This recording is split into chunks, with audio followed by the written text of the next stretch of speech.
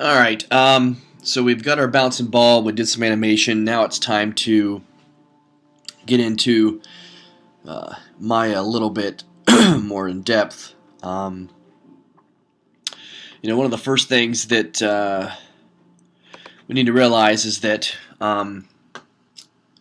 it takes a lot of work, for something like this. And, it's taken me a long time just to get to this point. And it's not even looking, very good at all. So we're going to start, with this. We're going to get to here, and we're going to get to even farther, hopefully, as we get into this course. But a couple things. First thing we need to realize is what polygons are, or polys, as they like to call them in the industry. And they're basically polygons or polys are flat surfaces, such as these, that are combined to make up larger objects. And realistically, polys are what you want to work with. As you get more advanced in this, then obviously there are other tricks and such as cylindrical type aspect, cones, so on and so forth. But polys are really good to start up with. And polys all have what they call faces, which is what these are right here. And polys also have what are called vertex points, which are these basically points right here where they intersect. And they all have X, Y, and Z coordinates for their their location. And if we move them, any sort of movement, any sort of change, I should say, in their position indicates some sort of movement, whether it's the whole object or just, an aspect of it. So that's one thing to understand as well. They also have what's called edges, and edges make up the border of the polygons. And then, like I said, lastly, we have faces. So we have vertex, we have edges, and we have faces. And these are called quads for polygons. Okay, quads are polygons with 4 edges, and you really only want to have 4 edges. There's third-party things such as ZBrush and Mudbox, all that sort of thing. They use they can edit Maya objects, but they do not use what's called nagons, and it's Ngons. And those are basically 5-sided. Okay, you can use triangles in a pinch if you need to, but quads are definitely what you want to stay with. Okay, and it's extremely easy to make these nagons, because if you delete something accidentally, that could add a 5th point or a 5th side, and you don't want to do that. Okay, so getting started here. The first thing we want to do, I'm almost close out of this. Actually, I'm just going to go to a new project. So we'll go to the file, and then we'll go to project window. And I'm going to make a new project. And I'm going to call this class model. I have my own, but I'm going to make a new one. Now, I typically save all of mine in my documents, because Maya will put a Maya folder in your documents, and if you click on that, it'll have projects. But for me, since I already have my own copy, I'm just going to make this video and place it on the desktop. So that's what this is going to go. So I'm just going to choose my desktop. You can put it in the documents if you want. I don't really care where you put it, just as long as you know where you put it. And then notice all of our folders are here like we did for the bouncing ball. And if I accept, there's my class model. It has all the folders in it that we would possibly need. All right, then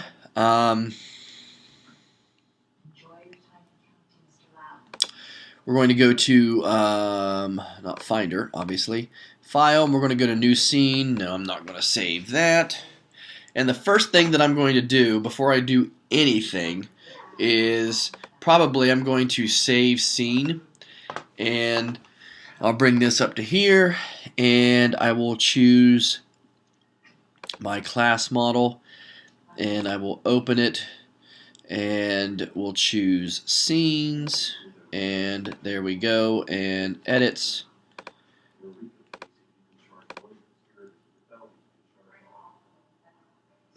Hold on a second. That's kind of weird. Oh yeah, I guess it would help if I give it a file name, huh? So we'll just call this scene 1 model. If I could type, that would be even better. And we'll save as. If we come into here, notice our class model, and we find scenes in our edits, and there it is. So, all right. So, now the next thing that we need to do, and this is really important because it can cause you a headache later on, is we need to import the images that we are going to use. And so to do that, we're going to go to View, and actually, let's go ahead and do this. I've given you a folder that has a character model. Let's open up your class model folder, whatever you named it, and inside your images folder, I want you to take those and I want you to paste those images in there. So now we should have the model sketch front and the model sketch side on there. And then if we, oops, wrong one. You know, you're wondering where to get some of these from. Well, it's pretty easy. If you go to Google and actually google.com/images and you type in front and side model sketches, you know, you can find all sorts of things that you could use. Like for instance here, you know, you could take this one into Maya if you wanted. It has a front and a side. Oh wow, that's kind of a scary one. So you know, it's not like you have to draw them if you don't want to. And obviously, like this one here, for instance, has a front, side, and back. So that's pretty cool. So now that we have those in the folder, we can come back to Maya here. And there's one really thing you have to remember what we're doing here is we don't want to be in perspective view to insert these images.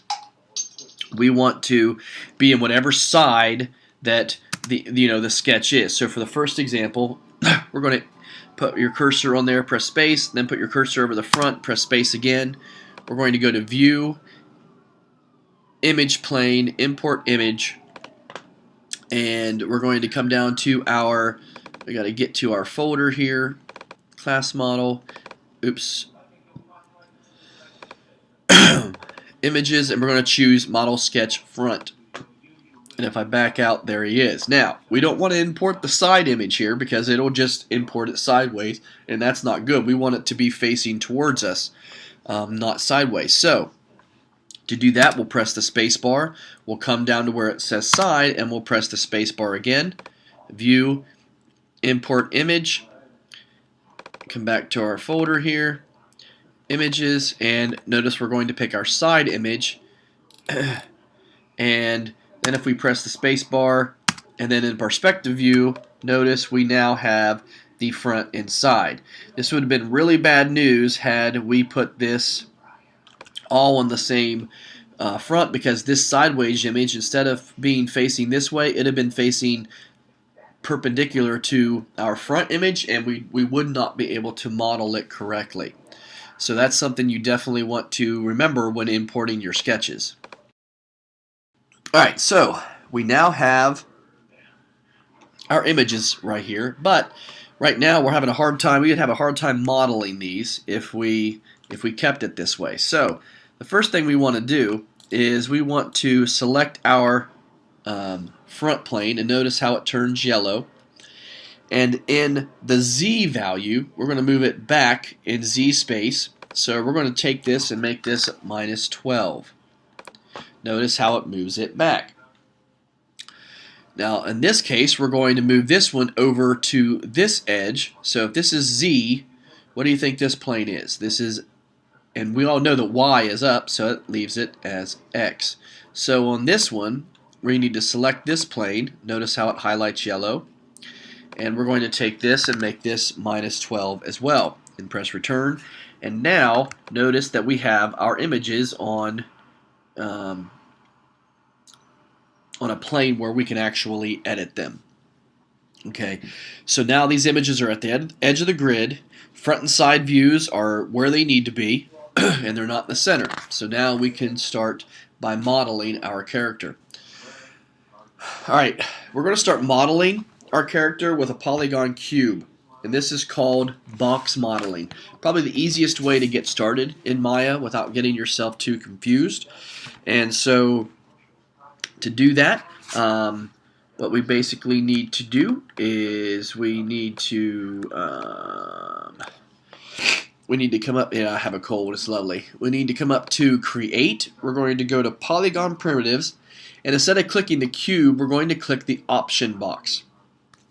Pretty little handy thing to do, especially when you're starting out. It just makes it easier. You can adjust it if you need to, and I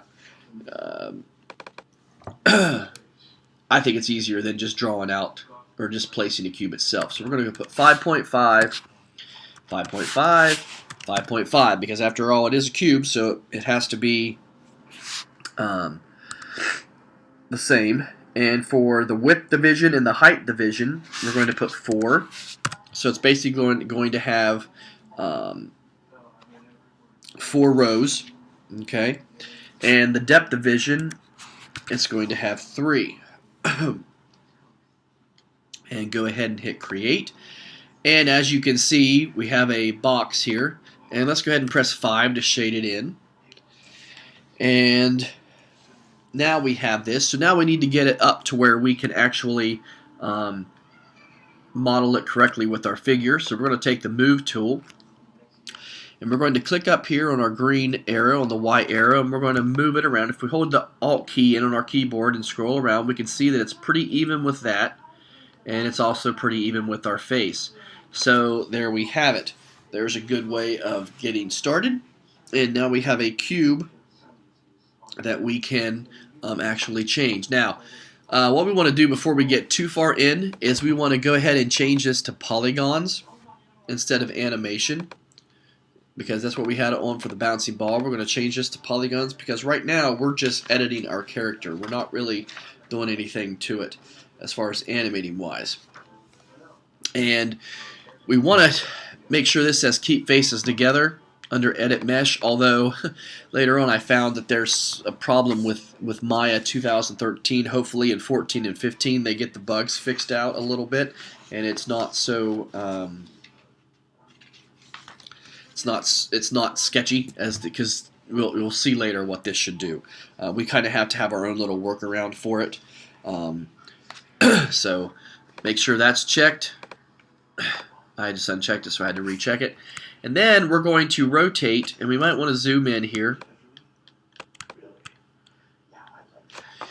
And we want to actually also right-click on our model, and we want to choose faces, because now all of the faces that we have on our box are able to be selected, because that's what we're going to work with here.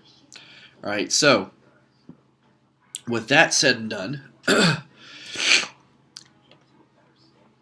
we're going to tumble this to where we can see the bottom of this, and we're going to click that face, and we're going to hold in Shift, and we're going to click the really.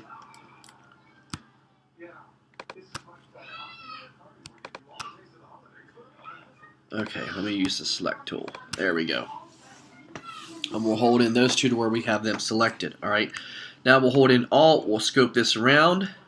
Maybe back this out a little bit so we can see. And the first thing we're going to do is we're going to make the neck of our character. So to do that, you can either press G or you can come up to Edit, Mesh, Extrude, and we're going to grab those bottom 2 pieces and make our neck of our character. Alright, notice how the new faces appear. Alright, with the bottom faces still selected, we're going to press G again, or you can go up to Edit, Mesh, and Extrude.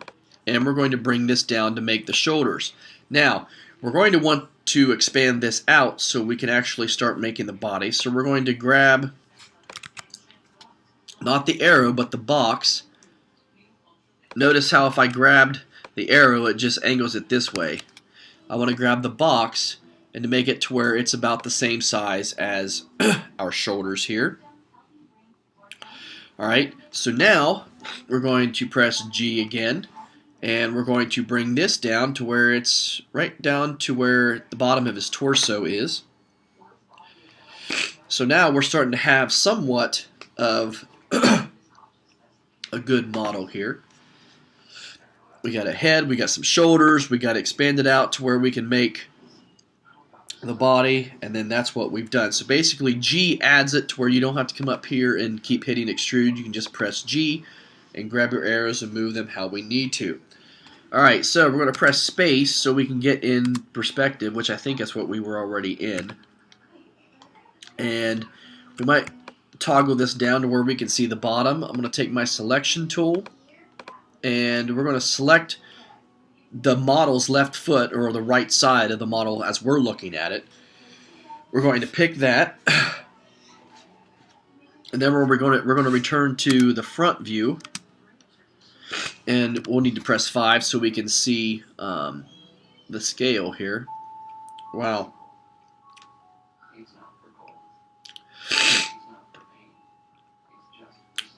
That's kind of crazy.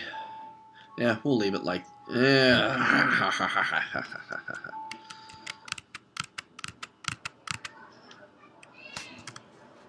You know what? Go back a little bit.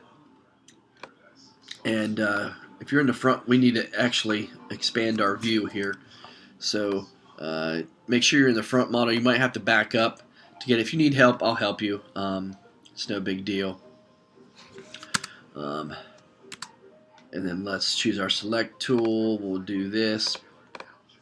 Pick that. Then we're going to come back to our front view again. We're going to press G, and we're going to extrude our leg here. And go ahead and move it over to the side. Notice I grabbed the arrow, not the box this time. And then now, we're going to press G again. And we're going to bring this down to make the foot. Now, we got the front of the foot, but we don't know how long to make the foot stick out. So in this case, we're going to go to the side view. We'll press 5 to model our shade. And if we turn this, oh, actually, let's go back to perspective. And let's rotate this around because we're going to need to select the front face of here. Now we'll come to the side view, and we're going to press G to extrude it, and we will pull it out to match the length of his foot. Alright, so now we have that done. We have the foot, we have the leg. We're going to switch to perspective view again, and notice how our model is starting to come to shape, looking pretty good. Alright, so now we're going to take the selection tool. We're going to select this little shoulder face here, or what would be the shoulder face, and we're going to extrude that out to match up to the shoulder. So we're going to pick that, then we're going to go back into front view. We're going to press G on our keyboard, and before we drag this out, notice if we did it this way, it would be up, where our arm is not up right now. So we're going to click this little, what I call a little, looks like a power icon, and notice how it flips it. So we're going to bring this over. Now, we want this to be a straight, flat edge, and right now it is angled here. Okay, so in order to straighten this out, I found the best way to do it is just to grab this little circle on the outside and straighten it out as such. So now we have a straightened front arrow, and we're going to press G again to extrude this. This is going to be the palm, or I should say, yeah, to create the palm. And then lastly, what we're going to do, we're going to extrude again to make the fingers. So we should have a long joint for a shoulder, then we should have the palm joint, and then we should have the fingers joint there to create the finger base.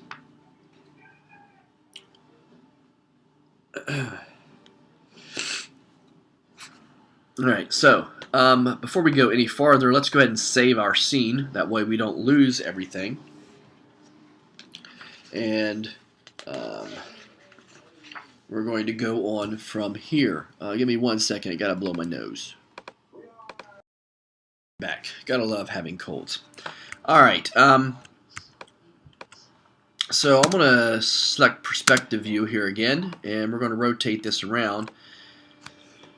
We're gonna get off the extrude tool here, the manipulator tool. We're gonna select the move tool, or the select tool, I should say. We're gonna select this face, then we're gonna scroll around, and we're gonna press Shift and select that face. So notice we have the front and the back. And what I'm gonna do here is I'm just gonna press G. Or actually, maybe we'll go to Edit Mesh Extrude, and we're going to extrude these out to make the finger base. So yeah, I know it looks kind of goofy, but believe it or not, that's going to work. Hold on. Crisis averted. Alright, so we have our fingers made here. The next thing we want to do is we want to select the very center, the center of the three faces, and we're going to press R to activate the scale tool. And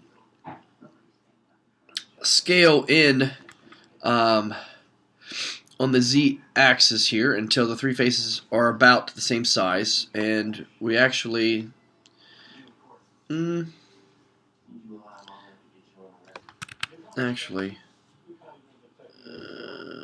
they looked pretty darn close to begin with. So alright, there we go. Now this is where Maya kind of gets stupid. We're going to go to Edit, we're going to go to Keep Faces Together, and we're we're going to extrude here.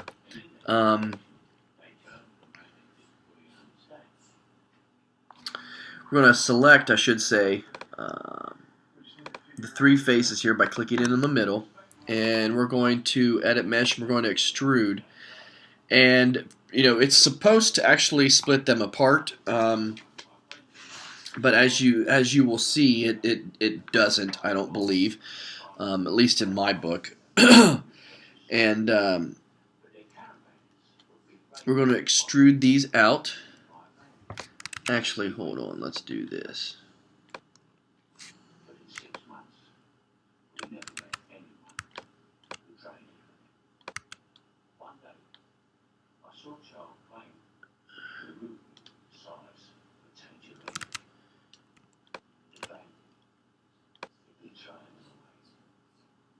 We're going to extrude these out here to make our fingers.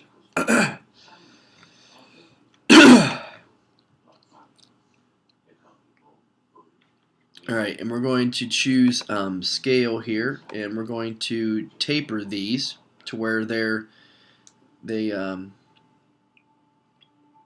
actually I think we probably are going to have to do this later on, and this is where they're not even put together. So we might actually have to, let's skip this step here. Let's take our select tool here, and we're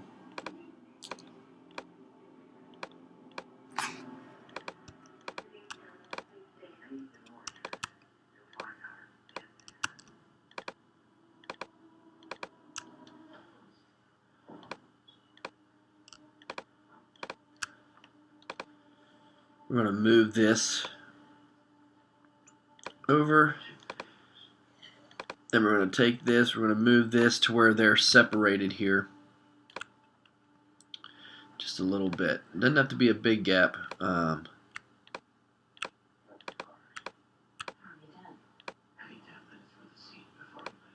There's that. And then we're going to select the three faces again, and we're going to press the scale tool, and on the Z axis we're going to taper these down a little bit so it looks like they're a little bit thinner in the front than they are in the back. And believe it or not, Maya was supposed to do that for you when we did the whole keep faces together, when we unchecked that. Why it didn't do it, I don't know.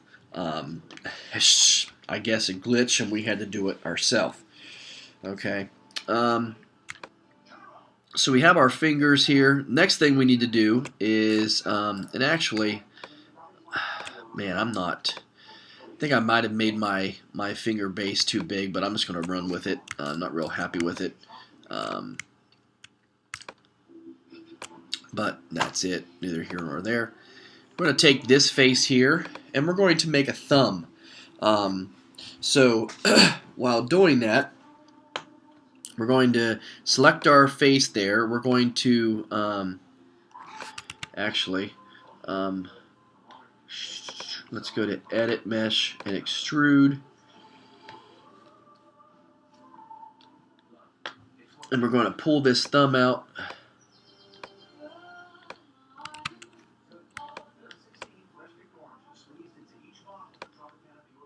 A little bit. Then we're going to use our scale tool, and we're going to scale it down. We might, yeah,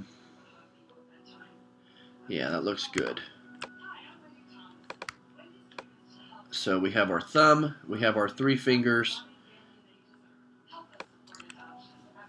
and actually, I think I'm going to go back. I'm going to extrude this out a little bit farther. Yeah, there we go. Scale this down and give us our thumb. So that looks a little bit better. Alright, so there we have our model. We've talked about polygons, their faces, how G is the shortcut to extrude. We've used the scale tool to taper our fingers. And yeah, you guys have done a lot. Believe it or not, that's awesome that you guys are getting this far. And because character modeling is not an easy thing, we're going to save our scene, and our project window is good, and we will pick up with here on the next video. And I hope you guys are following along with these videos, because there will be a quiz over them. I have lots of good questions for you, so make sure you watch it. And I'll even put these up on YouTube. That way, if you're at home and you want to watch them and you're bored, you can. And I'll see you in the next video.